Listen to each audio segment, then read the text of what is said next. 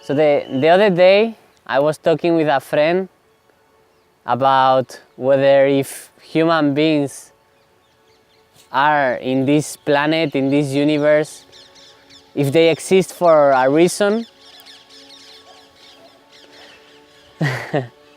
And yeah, for me, I'm quite, let's say, scientifically based, and I'm quite down to earth, or that's what I like to think.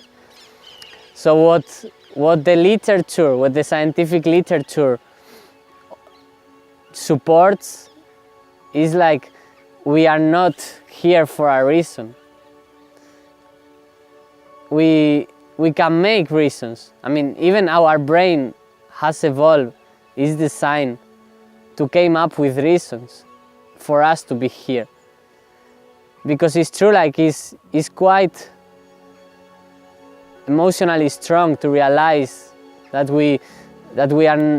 there is no specific reason for human beings to be on this planet or on this universe. Is my point of view. So the point is, by the evolutionary process has made possible to have life on the planet, to have these organic based spontaneous formations of beings, and at some point to develop conscious in some of us. Probably animals have conscious. There are now studies about how plants also have some type of consciousness,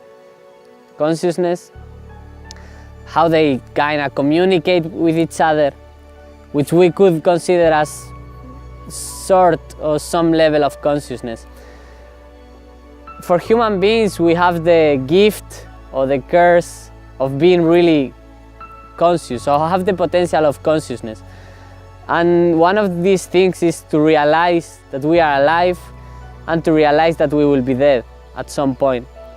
So it's quite common and quite healthy to think about, okay, if I'm alive and I'm gonna die, why is the reason I'm here? Why are we all of us doing here? Why? I think it's very intuitive, it's very healthy and, let's say, normal, or it helps surviving, it helps live a more happy life.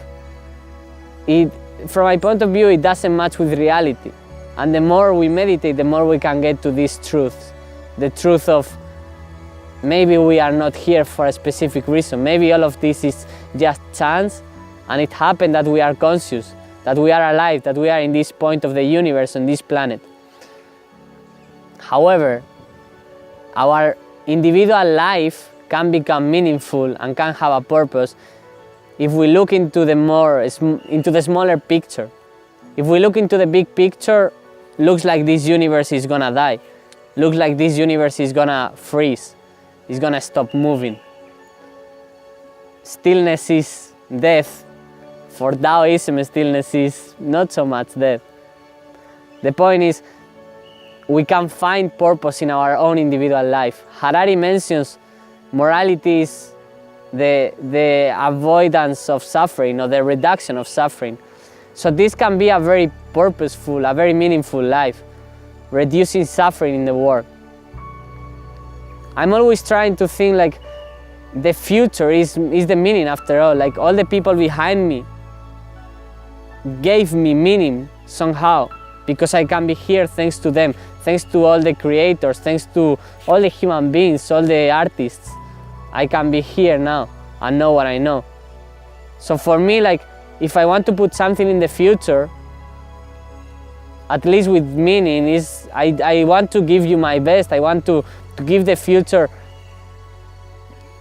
ways or strategies or a skill to have a less suffering life. Like Buddha, we could all agree Buddha had a very meaningful life because he reduced a lot of our suffering, or he tried to spread strategies to reducing our suffering.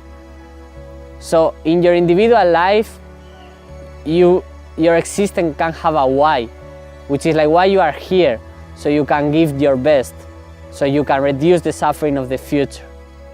But in the big picture, from my point of view, human beings might not have a clear why.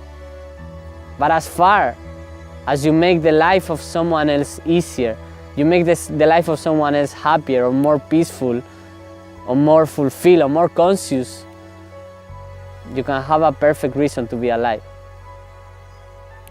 So be alive.